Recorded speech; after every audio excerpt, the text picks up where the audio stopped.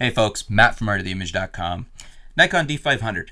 Very impressive offering from Nikon. Essentially the flagship, the long-awaited APS-C, the DX flagship. So, if you're not going to full frame, you're getting a pro body in a DX camera, APS-C. But I just came across some information on DxOMark that I found quite interesting. And I always find it interesting to review the tests on DxOMark.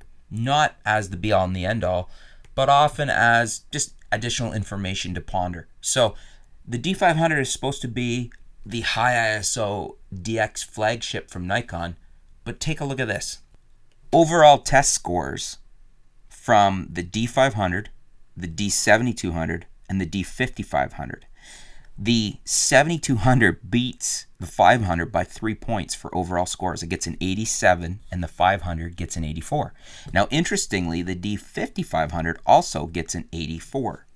The D7200 is beating it by 0.4 bits on color depth in the portrait category there. So 24.5 versus 24.1. And actually, the D5500 is tying it there.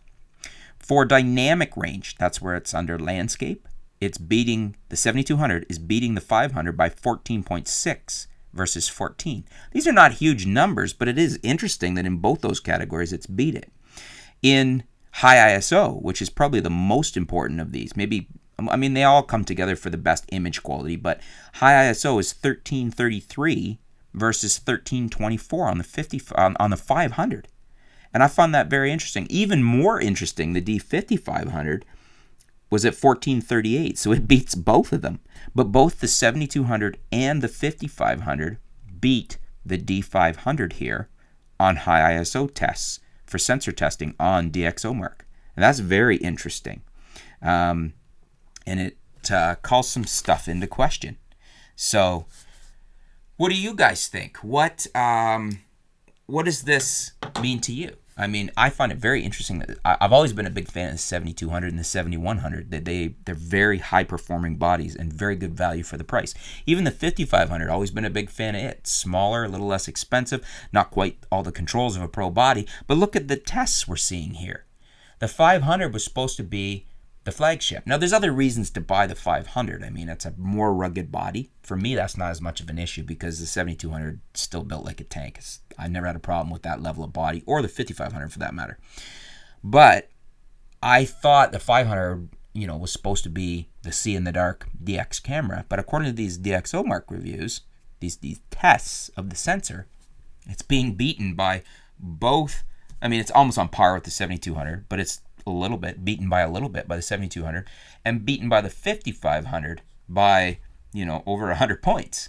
So what do you guys think? Have any of you upgraded to the 500 or own the 500 and the 7200 or the 500 and the 5500? I'm curious to know what your real world user experience is shooting them both.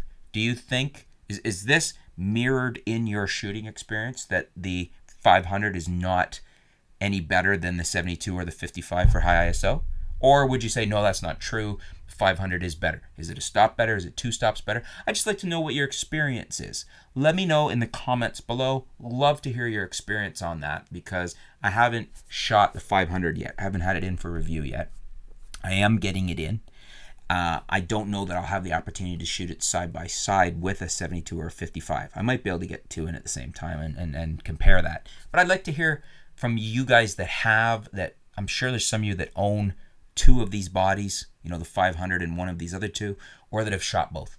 Let me know in the comments below. Love to hear your feedback, your user experience on how your experience is in real world shooting based on or in comparison to the DxOMark's tests that I have. I have a printout here, and obviously we were looking at it on the screen there a minute ago.